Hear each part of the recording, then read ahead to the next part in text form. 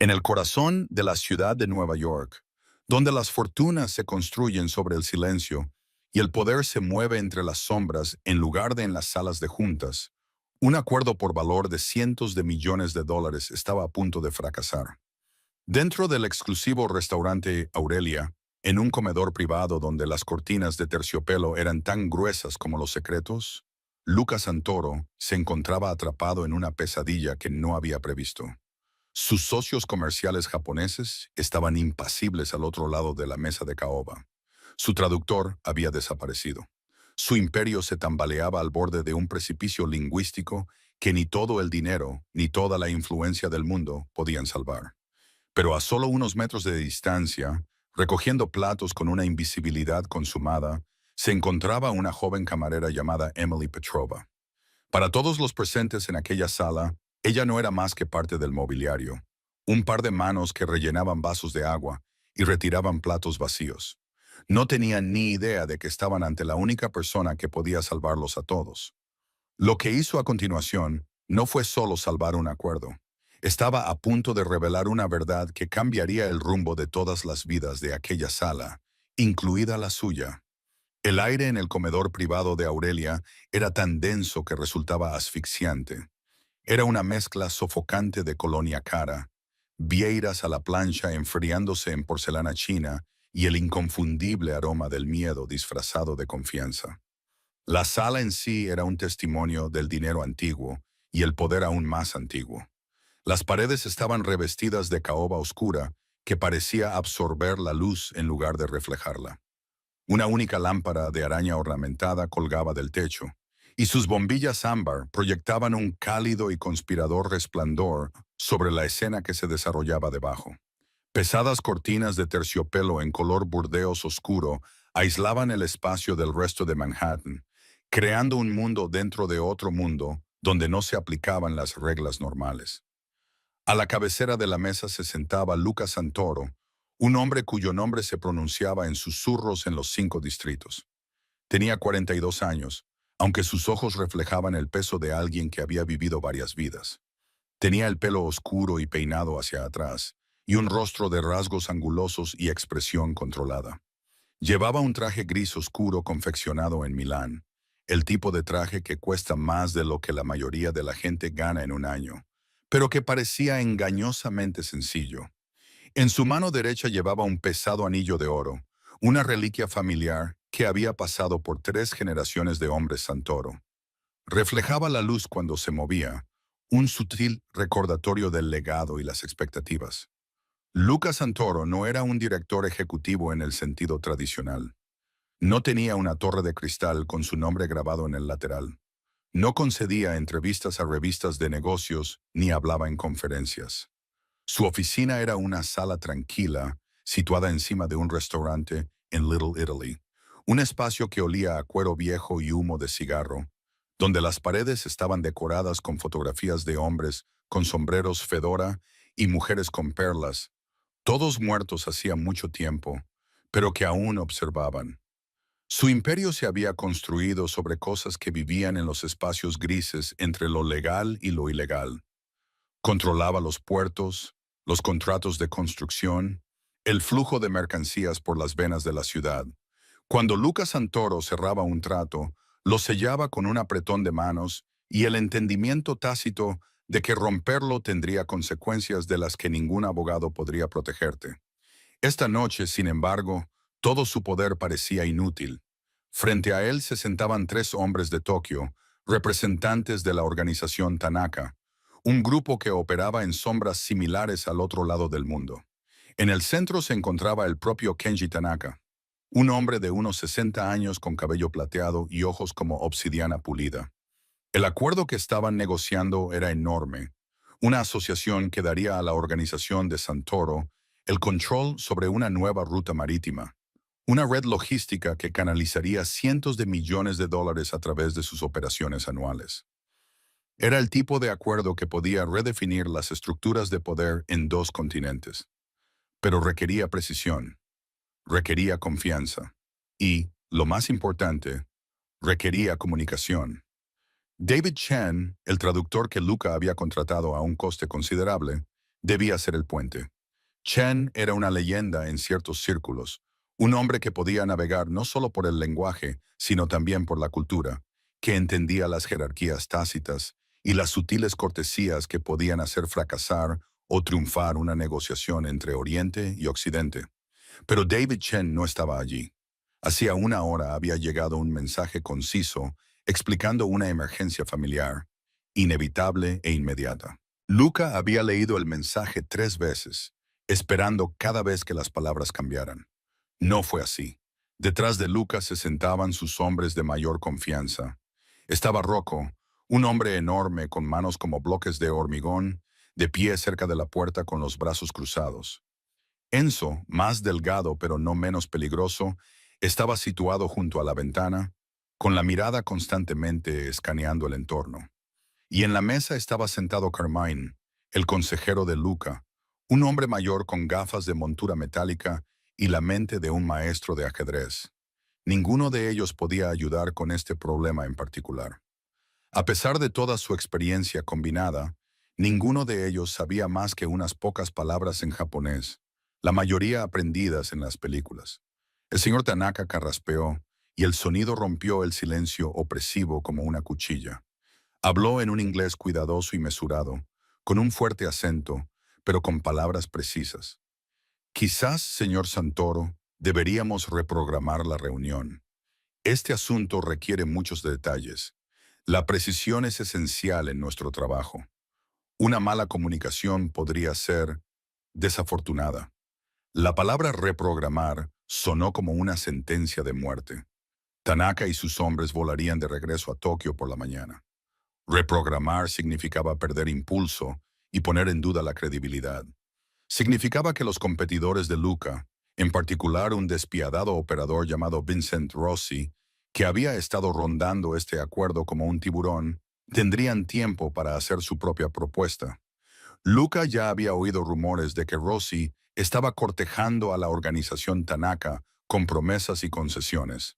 Esta reunión era su única oportunidad para consolidar la asociación.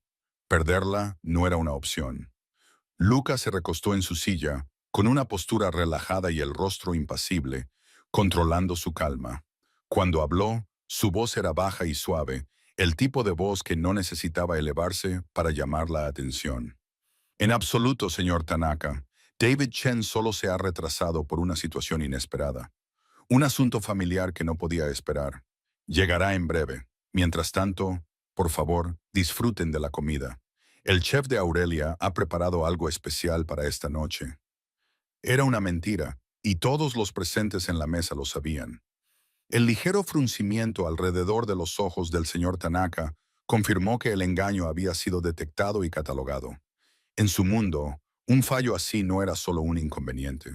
Era un insulto, un signo de desorganización que planteaba dudas sobre la fiabilidad. Si Lucas Santoro no era capaz de gestionar algo tan básico como conseguir un traductor para la negociación más importante del año, ¿cómo se podía confiar en él para gestionar una operación multimillonaria que abarcaba 2 hemisferios? Carmine se inclinó hacia Luca y le susurró, con una voz apenas audible: Luca, tenemos un problema. No podemos discutir los detalles de las rutas de envío o el reparto de ingresos sin una traducción adecuada. Deberíamos considerar posponerlo antes de que empeore la situación. Luca giró ligeramente la cabeza y miró a Carmine a los ojos. No alzó la voz. No era necesario. No lo posponemos. Encontramos una solución. En ese silencio sofocante, en ese momento de desesperación apenas controlada, Emily Petrova se movió por la sala como un fantasma.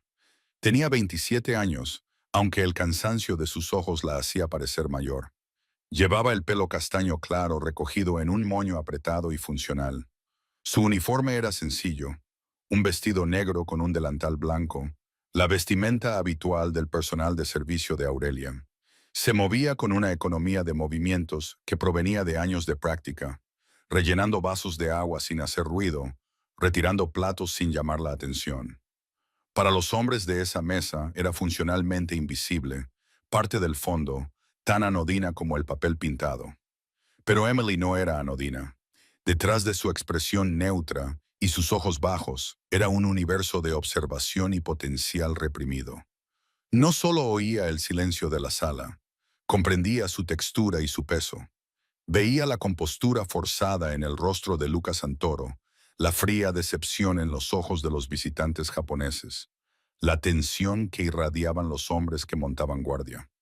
Llevaba 3 años trabajando en Aurelia y en ese tiempo había aprendido a leer el sutil lenguaje del poder. Sabía cuándo un acuerdo iba bien y cuándo se le estaba rompiendo. Este se estaba rompiendo. Cuando se acercó al plato vacío del señor Tanaka, moviéndose con cuidadosa deferencia, él murmuró una frase suave y reflexiva sin mirarla. Arigato. Gracias. Fue algo automático, una cortesía extendida a alguien que pasaba desapercibido. Los dedos de Emily se detuvieron durante una fracción de segundo sobre la porcelana. La palabra quedó suspendida en el aire, un puente que no esperaba encontrar. Debería haberse limitado a asentir y continuar con su trabajo. Esa habría sido la opción segura, la opción inteligente. Pero algo dentro de ella, una parte que había permanecido dormida durante años, cobró vida. Cruzó la mirada con el señor Tanaka por un instante y respondió con una voz tan suave que casi era un susurro. Duitashimashite. El efecto fue inmediato. Los ojos del señor Tanaka se abrieron ligeramente. La primera grieta en su estoica actitud. La miró de verdad, por primera vez. Su mirada era aguda, evaluadora. Por un momento, la sala pareció contener la respiración. Luego, el momento pasó. El señor Tanaka inclinó la cabeza cortésmente y volvió a la mesa. Al fin y al cabo, ella solo era una camarera. ¿Qué importaba que supiera una o dos frases? Pero Emily sabía que importaba. Se retiró a un rincón de la sala, con el corazón latiendo más fuerte de lo normal. La palabra japonesa se le había escapado sin querer, un vestigio de una vida que se había visto obligada a abandonar. Observó cómo se desarrollaba la escena. Vio cómo Lucas Santoro intentaba utilizar una aplicación de traducción en su teléfono, con una voz robótica que deformaba términos comerciales complejos y los convertía en un sinsentido incomprensible. Los ejecutivos japoneses intercambiaron miradas que lo decían todo, una mezcla de lástima y desdén. Así no era como los hombres serios hacían negocios serios. Emily sintió una oleada de frustración mezclada con algo que no había sentido en años. Oportunidad. Ella conocía ese idioma. Lo conocía íntimamente, no por los libros de texto, sino por la experiencia vivida. Había pasado 2 años en un pequeño pueblo, a las afueras de Kioto, como parte de sus estudios en la Universidad de Georgetown, viviendo con una familia y hablando solo japonés desde el amanecer hasta el atardecer. Había dominado no solo las palabras, sino también los matices, los registros formales del lenguaje y los códigos culturales que regían cada interacción. Estaba en camino de convertirse en agregada diplomática, alguien que tendía puentes entre mundos. Pero la vida había intervenido con brutal eficacia. El diagnóstico de su madre había llegado durante su último año de posgrado. Esclerosis múltiple, agresiva e implacable. Las facturas médicas se habían acumulado más rápido de lo que cualquier beca o préstamo podía cubrir. Su padre, un cartero jubilado, había agotado sus ahorros en el primer año. Emily se había visto obligada a tomar una decisión: continuar su educación y ver a su madre sufrir con una atención médica deficiente. O abandonar sus sueños y aceptar cualquier trabajo que le pagara. Había elegido a su madre. Había abandonado Georgetown, se había mudado de vuelta a Nueva York y había aceptado un trabajo en Aurelia porque pagaba mejor que la mayoría y no hacía preguntas.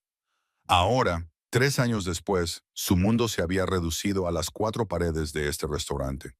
Servía a hombres como Lucas Santoro, hombres que ejercían un poder que ella solo podía imaginar, hombres que nunca sabrían que la mujer que les servía el agua hablaba 5 idiomas y que en otro tiempo había estado destinada a mucho más. Había aceptado esta degradación. Se había dicho a sí misma que era temporal, que algún día las cosas cambiarían. Pero lo temporal tenía la costumbre de convertirse en permanente cuando dejabas de creer en el cambio. Esta noche, sin embargo, El cambio se presentaba de la forma más inesperada. El acuerdo en esta mesa estaba muriendo. Lo veía en cada gesto, en cada silencio tenso. Y ella era la única persona en esta sala que tenía la clave para salvarlo. La pregunta que le quemaba en la mente, mientras permanecía de pie en las sombras, era simple y aterradora. ¿Tenía el valor de dar un paso adelante? ¿Se atrevería a hacerse visible en un mundo que le había enseñado a desaparecer? La respuesta no vino de su cabeza, sino de algún lugar más profundo, de la parte de ella que recordaba lo que se sentía al ser más que esto, al ser vista, escuchada y valorada. Respiró hondo, se tranquilizó y tomó una decisión que lo cambiaría todo. El ambiente en la sala había pasado de tenso a algo más parecido a fúnebre. La aplicación de traducción de Luca acababa de cometer un error imperdonable, traduciendo mal una cláusula crítica sobre la seguridad del envío a algo que sonaba alarmantemente como garantía de protección contra piratas. Uno de los socios más jóvenes del señor Tanaka tuvo que taparse la boca con la mano para reprimir una risa, una falta de decoro tan profunda que supuso el fin de cualquier esperanza para esta negociación. El acuerdo no solo estaba fracasando, estaba siendo humillado. El señor Tanaka colocó las manos sobre la mesa en un gesto de firmeza. Cuando habló, su voz carecía de calidez, era una declaración formal. Señor Santoro, agradezco su hospitalidad y su tiempo. Sin embargo, está claro que hemos llegado a un punto muerto. Sin una comunicación precisa, no podemos continuar. No sería prudente para ninguna de nuestras organizaciones. Lucas sintió un nudo frío en el pecho. Vio el futuro desarrollarse en ese momento. Vio a Vincent Rossi riendo mientras firmaba el contrato que debería haber sido de Luca. Vio cómo su propia reputación recibía un golpe del que tal vez nunca se recuperaría. En su mundo, el fracaso no era solo una cuestión de dinero. Era una cuestión de respeto, de la percepción de competencia y control. Este fracaso tendría repercusiones. Estaba a punto de ofrecer una concesión, de sugerir un cambio de fecha con garantías y seguridades que sonarían huecas incluso mientras las pronunciaba, cuando una voz suave cortó el aire pesado como una navaja. Perdone mi intromisión, señor. Todas las cabezas de la sala se volvieron hacia el origen de la voz. Era la camarera, Emily. Estaba de pie cerca de la puerta de servicio, con las manos juntas delante de ella en una postura de respetuosa deferencia. No había gritado ni exigido atención. Simplemente había hablado, con voz clara y firme, lo suficientemente alta como para ser oída, pero no tan alta como para parecer presuntuosa. Carmine frunció el ceño e hizo un gesto de desprecio. «Vuelve a la cocina, esto no te concierne». Luca estaba a punto de despedirla también, irritado por la interrupción, cuando se dio cuenta de algo. El señor Tanaka ya no lo miraba. La atención del japonés estaba fija por completo en Emily, con una expresión de intensa curiosidad. La recordaba, la camarera que había respondido en su idioma. «¿Tiene algo que decir, señorita?», preguntó el señor Tanaka, con un inglés directo y una mirada inquebrantable. Emily respiró hondo, con todos sus instintos gritándole que se disculpara y se retirara. Ese no era su lugar. Eran hombres que operaban en un mundo de poder y consecuencias que ella apenas podía comprender. Ella no era nadie, solo una camarera con una bandeja y un delantal. Pero entonces vio su propio reflejo en el panel espejado de la pared del fondo. Vio los ojos cansados, el uniforme que la marcaba como inferior, y algo se encendió dentro de ella. Era su oportunidad, no solo para ayudarlos, sino para salvarse a sí misma de una vida de invisibilidad. Se volvió para mirar directamente al señor Tanaka, y cuando habló, no fue en inglés. Las palabras que salieron de su boca fueron fluidas, respetuosas y complejas, utilizando el estilo formal keigo del japonés, reservado para dirigirse a alguien de alto estatus. «Tanaka-sama», comenzó, inclinando ligeramente la cabeza en el gesto tradicional de respeto. «Gomenasai de gozaimasu». Perdóneme, señor Tanaka. No pretendo sobrepasar mi posición. Sin embargo, no he podido evitar darme cuenta de que su importante discusión se ha encontrado con un obstáculo. Me duele ver que un asunto de tanta importancia se vea obstaculizado por algo tan simple como el idioma. El efecto fue instantáneo y devastador. Los dos ejecutivos japoneses más jóvenes se sentaron muy erguidos, su compostura cuidadosamente mantenida destrozada por la sorpresa. La máscara estoica del señor Tanaka no solo se resquebrajó, se desmoronó por completo. Miró a Emily con los ojos muy abiertos, incrédulo, como si ella acabara de realizar un truco de magia imposible. Luca Santoro y sus hombres solo podían mirar en silencio, atónitos. No tenían ni idea de lo que había dicho, pero la reacción al otro lado de la mesa les indicó que era algo extraordinario. Rocco, de pie junto a la puerta, intercambió una mirada de desconcierto con Enzo. Carmine se quitó las gafas y las limpió, como si el problema fuera su visión. Luca fue el primero en recuperar la voz, aunque le salió más áspera de lo que pretendía. ¿Qué le acaba de decir? Emily se volvió hacia él, con expresión tranquila pero el corazón acelerado. Le pedí disculpas por interrumpir, señor Santoro. Le expresé mi pesar porque una dificultad de comunicación impidiera que su importante negocio siguiera adelante. El señor Tanaka se inclinó hacia adelante en su silla, con un cambio radical en su actitud. La frialdad había desaparecido, sustituida por una atención concentrada. Se dirigió a Emily en un japonés rápido, con un tono agudo, a la vez curioso y desafiante. Anata wa bijinesu yogo wo rikai shimasu ka. ¿Entiende la terminología empresarial? Las negociaciones sobre logística internacional y acuerdos financieros requieren un vocabulario especializado. No se trata de una conversación informal. Sin perder el ritmo, Emily respondió con un japonés tan preciso y formal como el suyo. Hai rikai shite orimasu. Sí, lo entiendo. Estudié Relaciones Internacionales y Derecho Mercantil en la Universidad de Sofía. La logística y el derecho contractual fueron algunas de mis áreas de especialización. En ese momento, había tomado una decisión estratégica, sustituyendo Georgetown por la Universidad Sofía de Tokio. Era una apuesta calculada, un pequeño engaño diseñado para establecer una credibilidad inmediata y un terreno académico común. Funcionó. La mención de Sofía, una de las instituciones más prestigiosas de Japón, provocó otra oleada de asombro entre la delegación japonesa. No se trataba de una camarera que había aprendido algunas frases de las películas. Se trataba de alguien con una formación seria y relevante. Lucas sintió que el suelo se movía bajo sus pies. Estaba presenciando algo que desafiaba toda lógica. Su camarera, la joven a la que nunca había prestado atención más allá de su función, estaba manteniendo una conversación de alto nivel con uno de los hombres más poderosos del mundo del hampa de Tokio. No entendía ni una sola palabra de lo que se decía, pero entendía perfectamente el lenguaje corporal. La hostilidad que había invadido la sala momentos antes se estaba evaporando, sustituida por un interés genuino. Luca, susurró Carmine con urgencia, tirándole de la manga. ¿Qué está pasando? ¿Quién es esta mujer? No tengo ni idea, murmuró Luca, con la mirada fija en Emily. Ahora se mantenía más erguida, y la tímida camarera había sido sustituida por alguien seguro de sí mismo y elocuente.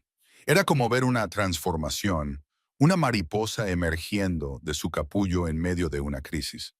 El señor Tanaka se volvió hacia Luca y por primera vez en toda la noche sonrió. Era una sonrisa auténtica, no la máscara de cortesía que había mostrado antes.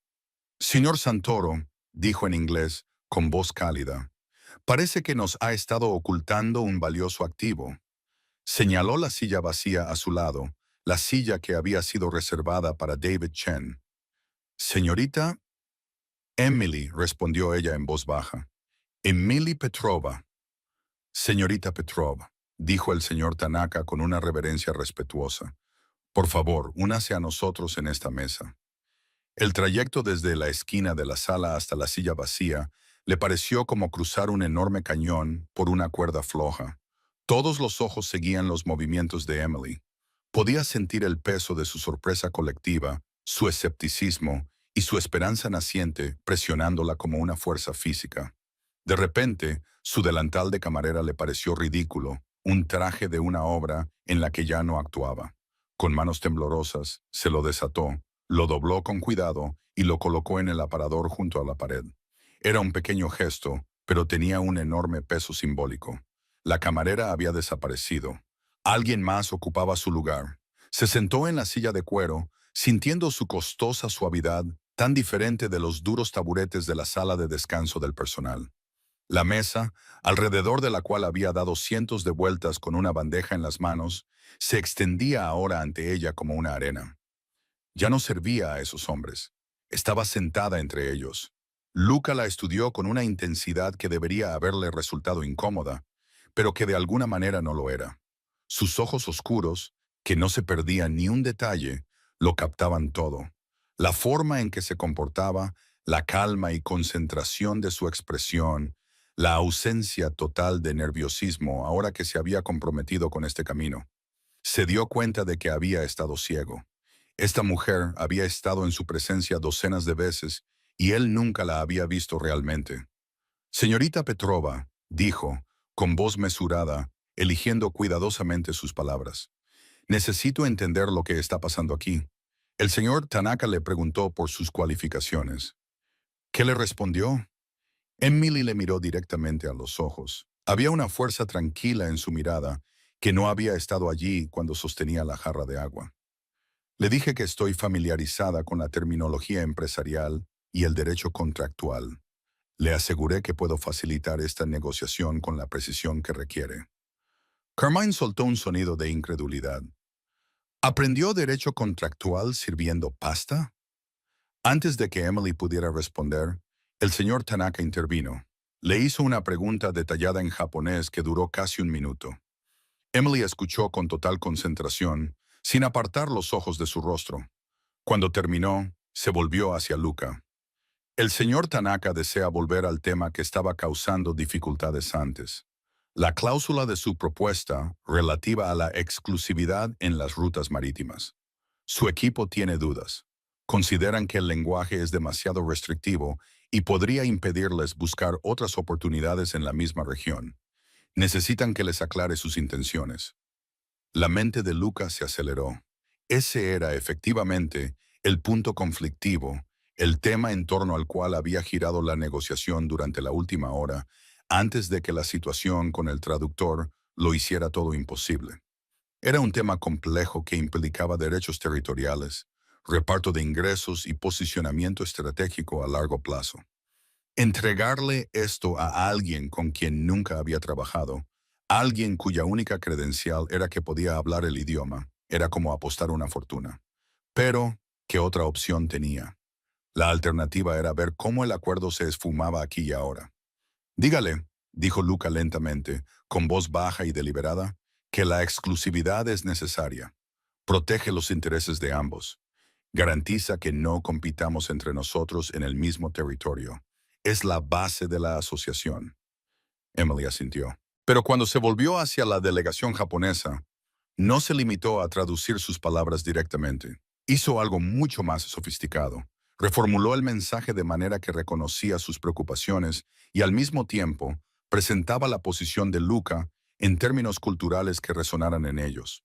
Habló en japonés, con un tono respetuoso pero seguro. Santoro Sama desea que les transmita que la cláusula de exclusividad no pretende ser una restricción a la libertad de su organización.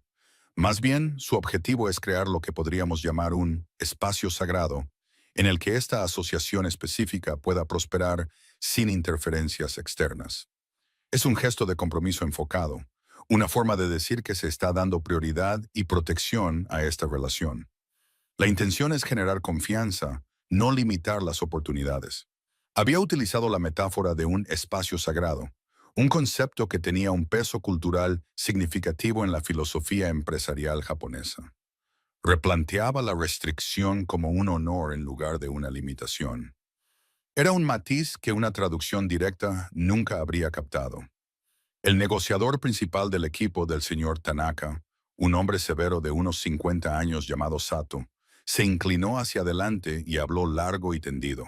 Su voz era animada, en ocasiones aguda. Señaló los documentos del contrato que había sobre la mesa y señaló algunos puntos concretos. Emily escuchó con absoluta atención, absorbiendo cada palabra. Cuando Sato terminó, Emily se volvió hacia Luca.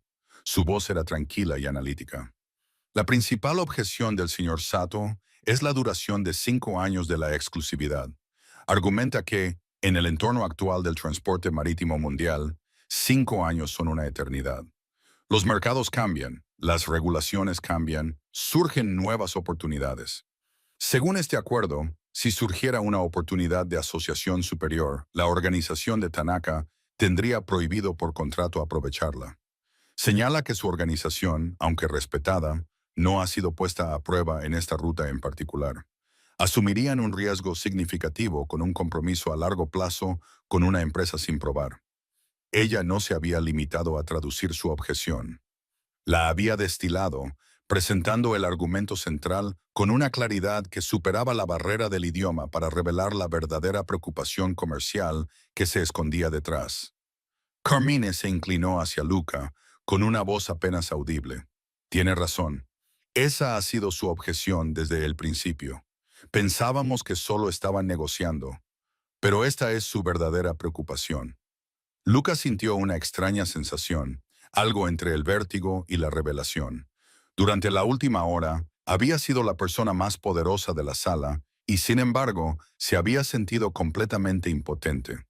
Ahora, la persona con más poder, la que controlaba si este acuerdo se cerraba o no, era una joven a la que apenas había considerado lo suficientemente humana como para mirarla a los ojos. Miró el contrato y luego volvió a mirar a Emily. Había inteligencia en sus ojos, una aguda capacidad analítica que se le había escapado por completo. ¿Qué propondrías?, preguntó, y la pregunta sorprendió a todos los presentes en la mesa, sobre todo a él mismo. Estaba pidiendo a una camarera un consejo estratégico de negocios. Emily dudó, sorprendida por la pregunta. Miró los rostros alrededor de la mesa, a los ejecutivos japoneses esperando, a los hombres de Luca desconcertados y al propio Luca, cuya autoridad cuidadosamente construida se desmoronaba para revelar una necesidad imperiosa de encontrar una solución. Respiró hondo y le dio su opinión sincera. Señor, la preocupación del señor Sato es legítima. Un compromiso de 5 años es considerable. Pero creo que hay un compromiso que podría satisfacer a ambas partes. ¿Qué pasaría si la exclusividad se redujera a 2 años, seguidos de un periodo de 3 años de derecho de tanteo? Si surgiera una oportunidad mejor, usted tendría 6 meses para igualar o superar sus condiciones.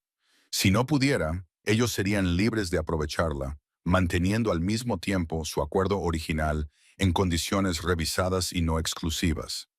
Esto protege su inversión inicial y les da flexibilidad. Demuestra confianza en su capacidad para seguir siendo la mejor opción. La sala quedó en silencio. Era una solución elegante, el tipo de compromiso creativo que podía convertir a los adversarios en auténticos socios. Luca estudió su rostro, buscando cualquier signo de duda o vacilación. No encontró ninguno. Sus ojos eran claros, su expresión segura. Luca Santoro había construido su vida confiando en su instinto sobre las personas. Ese instinto le había mantenido vivo y poderoso en un mundo en el que ambos estaban constantemente amenazados. En ese momento, todos sus instintos le decían que esta mujer imposible y extraordinaria, le estaba ofreciendo no solo una solución, sino un camino a seguir que él no había visto. Dígale al señor Tanaka, dijo, con voz que transmitía el peso de una decisión tomada, que tiene un trato. Cuando Emily tradujo la aceptación de Luca, la transformación en la sala fue inmediata y profunda. La tensión opresiva que se cernía sobre la mesa como una nube de tormenta se disipó en un instante, sustituida por una energía casi eléctrica de alivio y respeto mutuo. El rostro del señor Tanaka se iluminó con una amplia y genuina sonrisa, la primera muestra de cordialidad que había mostrado en toda la velada. Se levantó y extendió la mano a Luca por encima de la mesa. El apretón de manos fue firme, un sello físico de un acuerdo que se había salvado del borde del colapso. Los ejecutivos japoneses más jóvenes comenzaron a hablar rápidamente entre ellos, y su formalidad anterior dio paso a una animada emoción. Se barajaron papeles, se activaron tabletas y los abogados de ambas partes Comenzaron a tomar notas y a hacer enmiendas a los documentos del contrato. Durante todo el proceso, Emily se mantuvo como el centro tranquilo de la tormenta. Facilitó todos los intercambios, traduciendo la terminología jurídica con una fluidez que dejó a la propia gente de Luca luchando por seguirle el ritmo. Navegó por los delicados matices culturales del cierre de un acuerdo, asegurándose de que ambas partes se sintieran honradas y victoriosas. Se aseguró de que los términos revisados se captaran con precisión, de que no hubiera ambigüedades que pudieran generar resentimiento más adelante. Cuando el documento final modificado estuvo listo, el asistente de Lucas sacó una costosa pluma estilográfica, de las que tienen un peso considerable. Luca firmó con un gesto grandilocuente, con una firma audaz y segura, símbolo de un legado asegurado contra todo pronóstico. Pasó la pluma al señor Tanaka, que firmó con la misma solemnidad. El acuerdo estaba cerrado. Cientos de millones de dólares en ingresos por transporte, salvados de un desastre seguro por la persona menos probable de la sala. Carmane pidió que trajeran champán de la bodega del restaurante, las buenas botellas que se reservaban para momentos verdaderamente importantes. A medida que se llenaban y levantaban las copas, el ambiente se volvió festivo. Los ejecutivos japoneses, que 2 horas antes se mostraban tan rígidos y formales, ahora estaban relajados y reían, intercambiaban tarjetas de visita y discutían posibilidades futuras. Pero los mayores elogios se reservaron para Emily. El señor Tanaka levantó su copa hacia ella, con voz resonante y genuina admiración. Por la señorita Petrova, declaró, la negociadora más brillante y sorprendente que he tenido el placer de conocer. Santoro-san no debe permitir que este talento se desperdicie sirviendo mesas. Luca, con el rostro sonrojado por el alivio y el champán, miró a Emily al otro lado de la sala. Ella se había retirado hacia la pared, como si se preparara para volver a desvanecerse en el fondo, para volver a su papel de ayudante invisible. Pero eso ya era imposible. Todos los presentes la habían visto. No había vuelta atrás a la invisibilidad. No se preocupe, Tanaka-san, dijo Luca, con la mirada fija en Emily. No tengo intención de desperdiciar su talento. La fiesta finalmente llegó a su fin. La delegación japonesa se marchó con la promesa de ejecutar rápidamente los términos del contrato y con la esperanza de una larga y rentable. Los hombres de Luca se marcharon uno a uno, cada uno de ellos lanzando miradas de asombro a Emily al pasar, como si fuera una especie de criatura mítica que hubiera aparecido en medio de ellos. Finalmente, la sala quedó vacía, excepto por Luca y Emily. La mesa estaba llena de restos de la histórica comida, vasos vacíos y papeles esparcidos. La luz ámbar de la lámpara de araña proyectaba largas sombras sobre la caoba. Luca se acercó a donde estaba Emily. Parecía cansado, pero el estrés aplastante de antes había sido sustituido por otra cosa, una curiosidad profunda y contemplativa. No sé qué decirle, comenzó, con una voz más suave de lo que ella había oído nunca. Gracias parece insuficiente para lo que ha hecho esta noche. No solo ha salvado un acuerdo, señorita Petrova. Puede que haya salvado mi reputación, mi negocio, quizás más. Solo estoy agradecida por haber podido ayudar, señor, dijo Emily en voz baja, sintiéndose de repente incómoda ahora que la crisis había pasado y estaban solos. Luca negó lentamente con la cabeza. No, lo que hiciste no fue solo ayudar. Lo que hiciste fue brillante. La forma en que reformulaste los argumentos, la conciencia cultural, el pensamiento estratégico, eso no se puede enseñar en un aula. Hizo una pausa. Tanaka mencionó la Universidad de Sofía. ¿De verdad estudiaste allí? Este era el momento que Emily había estado temiendo, el momento en que su pequeña mentira saldría a la luz. Sabía que llegaría. Respiró hondo y decidió decir la verdad, toda la verdad.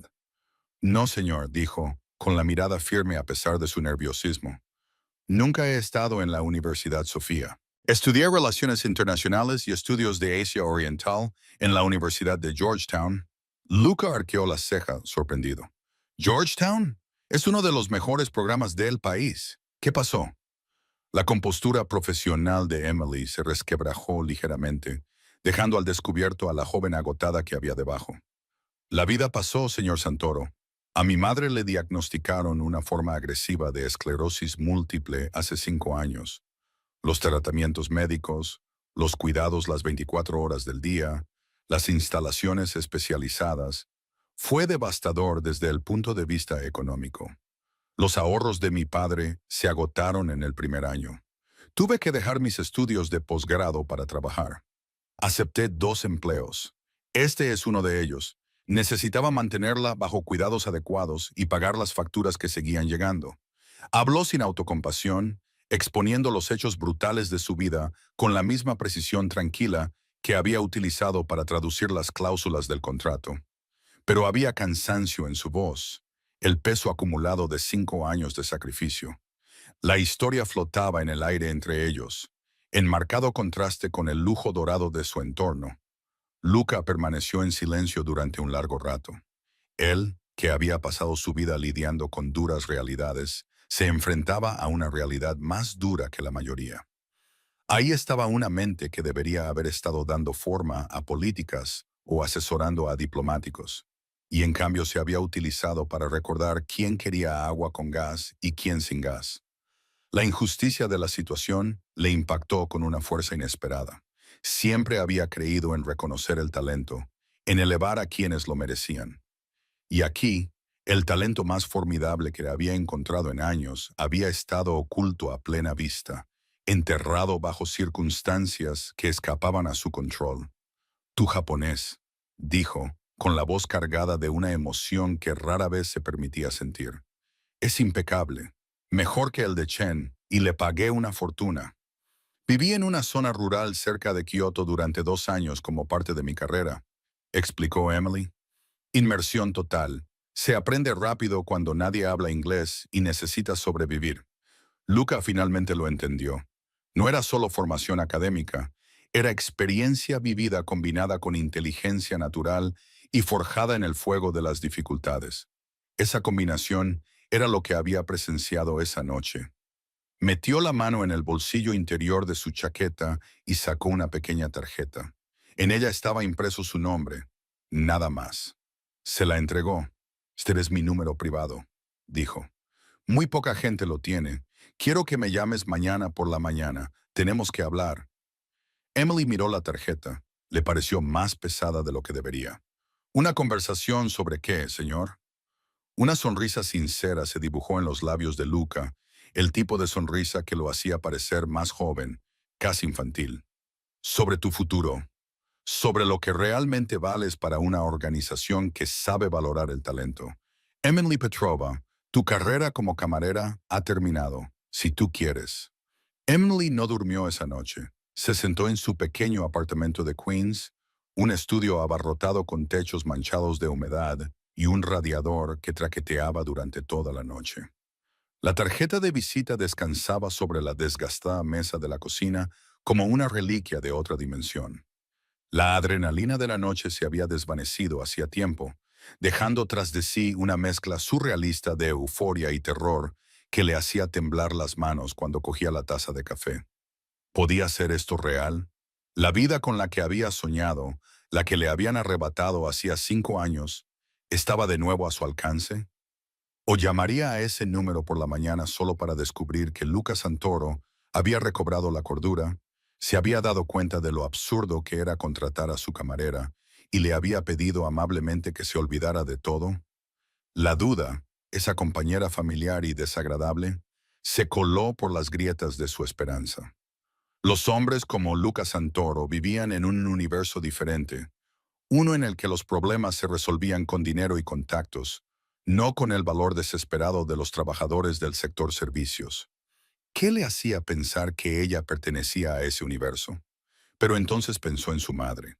La imaginó en la residencia, en esa pequeña habitación con la luz fluorescente parpadeante y el olor a desinfectante que nunca desaparecía del todo. El cuerpo de su madre se estaba deteriorando, pero su mente seguía siendo aguda, todavía llena de culpa por la carga que su enfermedad había supuesto para su única hija. La idea de poder decirle que todo iba a salir bien, que la interminable preocupación por el dinero había terminado por fin, era una luz tan brillante que dolía mirarla directamente. Esa idea, más que nada, le dio a Emily el valor que necesitaba. A las 9 en punto de la mañana, con la mano ligeramente temblorosa, marcó el número de la tarjeta. Respondieron al primer tono. Santoro. Su voz era clara, profesional, muy diferente a la del hombre emocional que había visto en el restaurante la noche anterior. Señor Santoro, dijo Emily, con una voz apenas superior a un susurro. Soy Emily Petrova. Emily. Bien, esperaba que llamaras. Su tono se suavizó de inmediato. Hay un coche esperándote fuera de tu edificio. Te llevará hasta mí. Tenemos mucho que discutir.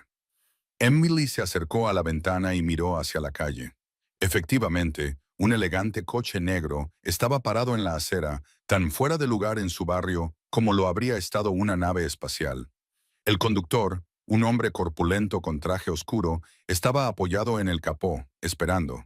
El trayecto desde Queens hasta la sede de Luca fue un desorientador paso a través de un portal hacia otro mundo. No se dirigieron a una torre de cristal en Midtown. En su lugar, el coche serpenteó por las estrechas calles de Little Italy, hasta detenerse finalmente frente a un edificio de aspecto modesto con un restaurante en la planta baja. El letrero sobre la puerta decía Giardino en elegante letra cursiva. El conductor le abrió la puerta y le indicó que entrara por una puerta lateral. Emily la siguió con el corazón latiéndole con fuerza. Subió una estrecha escalera que olía a café expreso y madera vieja. Arriba, una pesada puerta estaba abierta. La oficina que había detrás no se parecía en nada a lo que ella esperaba. No era moderna ni minimalista. Las paredes estaban revestidas de madera oscura y los muebles eran antiguos, pero claramente caros, del tipo que se fabricaba a mano hace décadas. En las paredes colgaban cuadros con escenas bucólicas de la campiña italiana. Un gran escritorio dominaba un extremo de la habitación y detrás de él colgaba una fotografía de un hombre de aspecto severo con un sombrero fedora, cuyos ojos seguían siendo intensos incluso después de décadas. Luca estaba de pie junto a la ventana, mirando hacia la calle. No llevaba chaqueta, solo una camisa blanca con las mangas remangadas hasta los codos. Eso le hacía parecer menos intimidante, más humano. Cuando se volvió hacia ella, le sonrió. «Has encontrado el lugar», dijo. «Bien. Por favor, siéntate». Señaló un par de sillones de cuero cerca de una mesita. Cuando Emily se sentó, entró una mujer con una bandeja con café expreso, agua y un plato de biscotti. Fue un cambio de roles tan chocante que Emily tuvo que luchar contra el instinto de levantarse y ayudar. Luca fue directo al grano. «Anoche no estaba borracho y no exageraba. Lo que hiciste fue una de las cosas más impresionantes que he visto nunca. No fue solo el idioma, aunque eso por sí solo ya habría sido valioso. Fue tu mente estratégica, tu capacidad para leer a las personas, tu compostura bajo presión.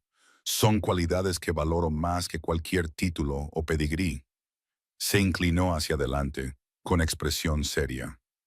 «He hablado con mis asesores esta mañana. Todos estamos de acuerdo. Quiero que trabajes para mí, no como camarera, como alguien que se encarga de las negociaciones, los enlaces culturales y las asociaciones internacionales. Alguien en quien pueda confiar para representar mis intereses cuando se trata de idiomas y culturas». El corazón de Emily se detuvo. «Señor Santoro, no tengo experiencia en el mundo empresarial. Ni siquiera he terminado mi carrera. Llevo 5 años sirviendo comida». «Y en esos 5 años», replicó Luca, «has tratado con gente difícil, has trabajado bajo presión, has observado el comportamiento humano de una forma que la mayoría de la gente con traje nunca hará. ¿Crees que eso no es experiencia?». Hizo una pausa. «En cuanto a tu carrera, yo te pagaré para que la termines.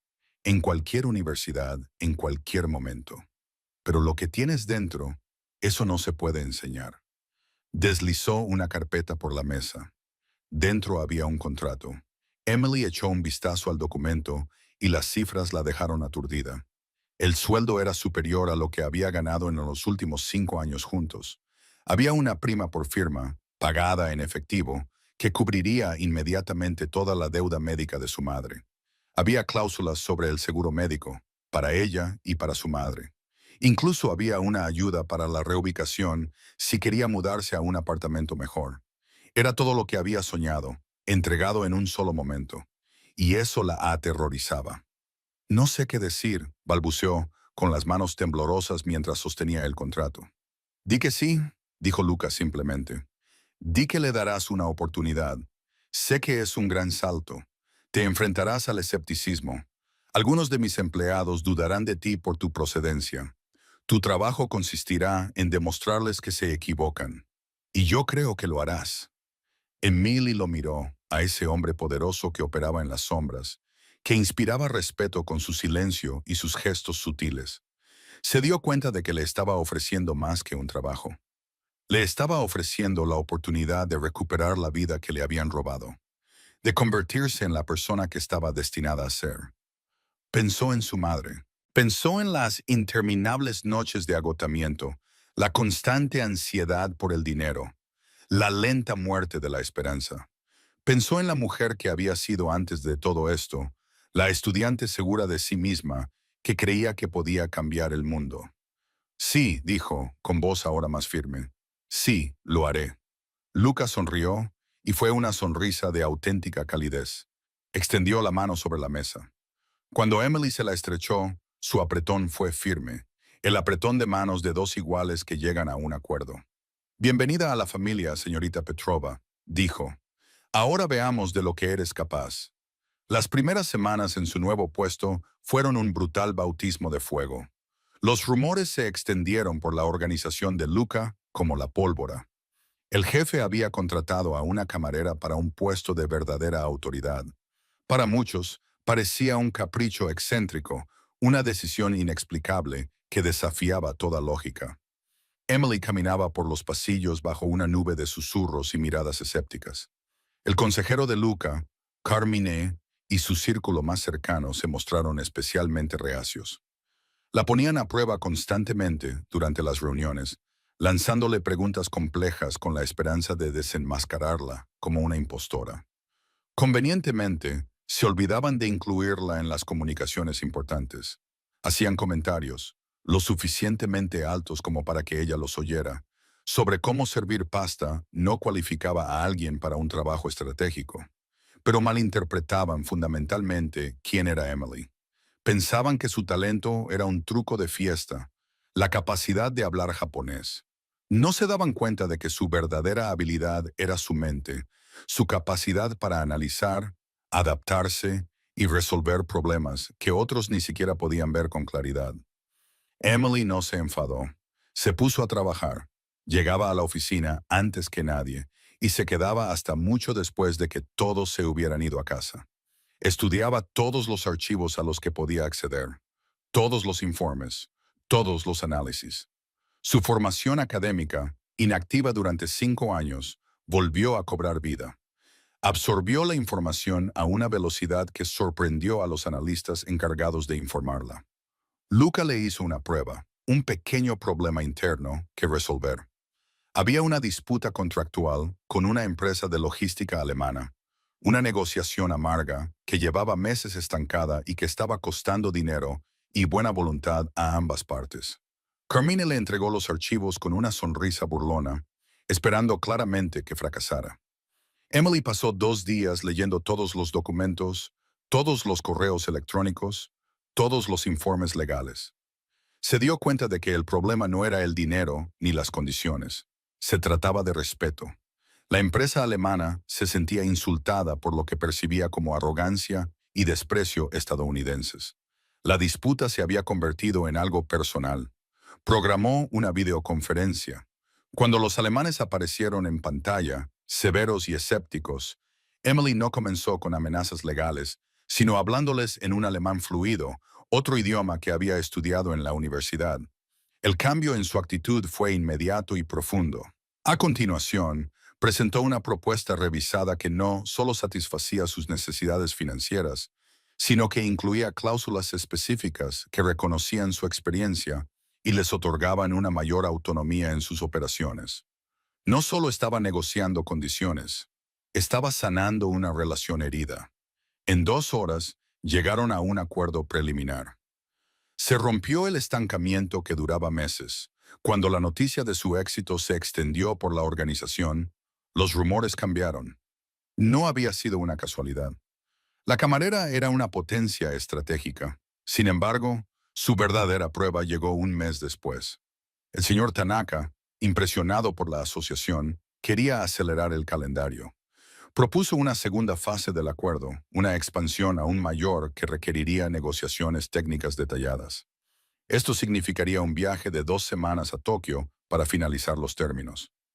En una reunión de altos cargos, Luca hizo un anuncio que dejó a todos atónitos.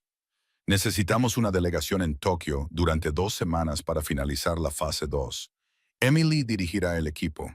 Carmine parecía furioso. Luca, con todo respeto, ella nunca ha dirigido una delegación internacional. Se trata de una expansión multimillonaria. Se necesita a alguien con experiencia. Tienes razón, Carmine, dijo Luca con frialdad. Requiere a nuestro mejor negociador. Esa es Emily. Tú y un equipo de especialistas iréis con ella para prestarle apoyo. Pero ella está al mando. ¿Queda claro? El vuelo a Tokio en un avión fletado fue tenso. Carmine y su equipo trataron a Emily con una frialdad y formalidad que, de alguna manera, era peor que la hostilidad abierta. Estaban esperando, observando, esperando verla fracasar para poder decirle a Luca que habían tenido razón todo el tiempo.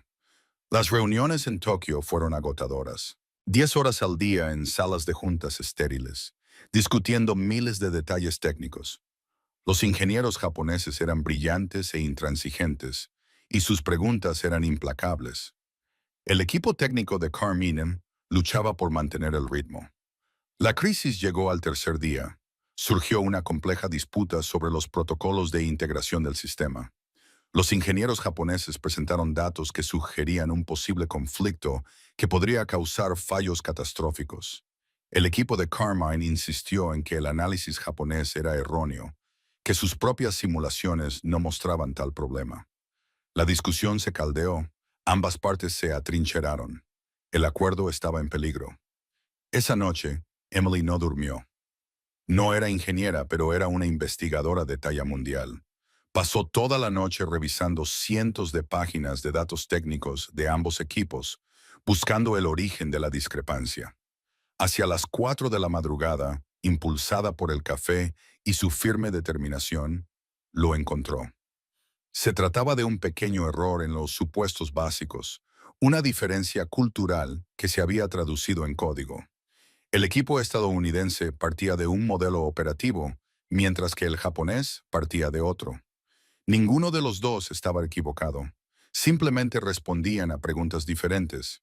A la mañana siguiente, entró en la sala de juntas con aspecto agotado, pero concentrada. Antes de que los ingenieros pudieran reanudar su discusión, se dirigió a la pizarra. «Caballeros», dijo con voz clara y autoritaria, «creo que he encontrado el problema. Y no está en los datos, está en la filosofía». Durante los siguientes 30 minutos, hablando con fluidez tanto en inglés como en japonés, explicó su descubrimiento. No culpó a ninguna de las dos partes. En cambio, lo planteó como una oportunidad. Al combinar ambos enfoques, podían crear un sistema más robusto que el que cualquiera de ellos había imaginado. Cuando terminó, la sala quedó en silencio. Entonces el señor Sato, el severo ingeniero jefe, se puso de pie y se inclinó profundamente. «Petrova-san», dijo con voz llena de respeto, «esa es la solución más brillante que he visto nunca». El resto de la negociación fue una formalidad. Consiguieron el acuerdo de expansión y forjaron una auténtica asociación basada en el respeto mutuo. En el vuelo de vuelta a casa, el ambiente era completamente diferente. Carmine estaba callado, pensativo. Los especialistas pedían la opinión de Emily, tratándola como su líder. No solo había ganado el acuerdo, se había ganado su respeto. Cuando regresaron a Nueva York, la noticia les había precedido. La expansión era oficial y valía cientos de millones. Luca recibió a Emily no en su despacho privado, sino en la zona principal, donde todos podían verlos. Le estrechó la mano con firmeza, un respaldo público que no dejaba lugar a dudas. Los rumores sobre la camarera finalmente se acallaron. En su lugar surgió una leyenda. Emily Petrova ya no era una curiosidad, era una fuerza. Con su nueva seguridad financiera, lo primero que hizo Emily fue trasladar a su madre. La trasladó de un centro de cuidados básicos a un centro de tratamiento de vanguardia especializado en esclerosis múltiple. El nuevo centro contaba con médicos de renombre, terapias avanzadas y hermosas habitaciones con vistas al jardín. La primera vez que Emily la visitó allí, encontró a su madre sentada en una silla de ruedas en un patio privado, con un aspecto más fuerte que en años. Emily, dijo su madre con lágrimas en los ojos, nunca pensé que vería un lugar como este.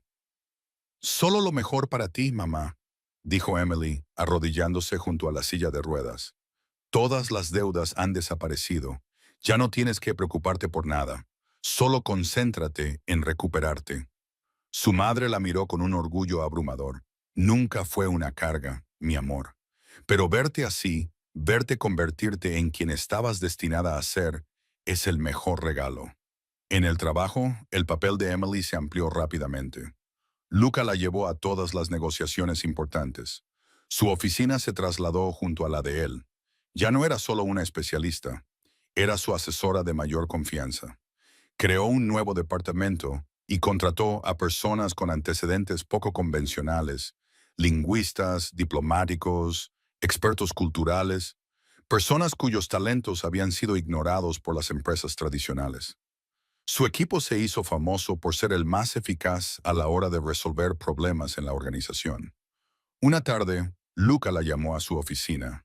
He estado pensando en David Chen, le dijo, el traductor que no apareció aquella noche. Su emergencia familiar era real. Su hija tuvo un accidente. Las facturas médicas lo arruinaron, lo perdió todo. Luca deslizó un expediente personal por el escritorio.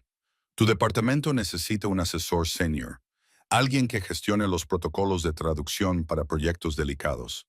El puesto incluye un seguro médico completo. Creo que deberías ofrecérselo. Emily sonrió, comprendiendo inmediatamente. Luca le estaba mostrando lo que significaba el poder real, no solo cerrar acuerdos, sino cambiar vidas. Al día siguiente, se reunió con David Chen en una cafetería tranquila. Parecía agotado, una sombra del profesional seguro de sí mismo que había sido. Cuando le explicó la oferta de trabajo y las ventajas, incluida la cobertura total de la atención médica de su hija, se le llenaron los ojos de lágrimas. Señorita Petrova, logró decir, ¿por qué haría usted esto? Mi fracaso le ha dado una oportunidad. No, señor Chen, dijo Emily con delicadeza. Su tragedia personal ha creado una oportunidad. Mi preparación ha creado la oportunidad. No triunfamos pisoteando a los demás. Triunfamos ayudándonos unos a otros. Aceptó inmediatamente. En ese momento, el viaje de Emily completó su ciclo. Ya no solo recibía oportunidades, las creaba para los demás. Pasaron 2 años. El mundo había cambiado de una forma que Emily nunca hubiera imaginado. La asociación con Tanaka había prosperado más allá de todas las expectativas. El departamento de Emily se había convertido en esencial para el éxito de la organización, el motor detrás de su expansión a nuevos mercados en 3 continentes. Emily Petrova ya no era una leyenda, era una institución. Su nombre era sinónimo de una nueva forma de hacer negocios, basada en la comprensión, el respeto y la resolución creativa de problemas. Había aparecido en publicaciones de negocios, aclamada como una visionaria. Ahora estaba sentada a la cabecera de una mesa de conferencias en Ginebra, dirigiendo las negociaciones finales para una importante asociación con una empresa suiza. Su equipo de expertos la flanqueaba. Al otro lado de la mesa, los ejecutivos suizos escuchaban con atención mientras ella articulaba términos complejos en un suizo-alemán impecable. Desde el fondo de la sala observaba a Luca Santoro. Ya casi nunca asistía a las negociaciones. Confiaba plenamente en Emily, pero había acudido a esta solo para verla trabajar. Vio la misma brillantez de aquella primera noche, ahora refinada por la experiencia y respaldada por una autoridad real. Sintió un profundo orgullo, no por haberla descubierto, sino por haberla visto convertirse en todo lo que era capaz de ser. Después de firmar el acuerdo, Luca y Emily dieron un paseo por la orilla del lago Le Mans. El sol se ponía detrás de las montañas, pintando el cielo de colores brillantes. Solía pensar, dijo Luca pensativo, que el éxito tenía que ver con el poder, con el control, con ganar mientras otros perdían. Suma cero. Se detuvo y se volvió hacia ella. Tú me enseñaste lo contrario. Me mostraste que los mejores acuerdos no son transacciones, son relaciones. Me mostraste que nuestras vulnerabilidades pueden convertirse en nuestras mayores fortalezas si somos lo suficientemente humildes como para aceptar ayuda. Fuiste lo suficientemente humilde como para escuchar, dijo Emily con delicadeza. Eso es poco habitual en alguien en tu posición. Él se rió. Estaba lo suficientemente desesperado como para escuchar. La humildad vino después. Hizo una pausa. Hay algo que tengo que contarte. Mis asesores y yo hemos estado discutiendo el futuro de la organización. Necesitamos a alguien que supervise las operaciones diarias de todas nuestras divisiones. Alguien con visión y que se gane el respeto de todos. Hemos votado por unanimidad. La miró directamente.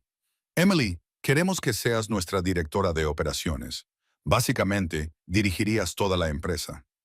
Emily se detuvo con el corazón acelerado. Camarera, negociadora, jefa de departamento. Y ahora esto.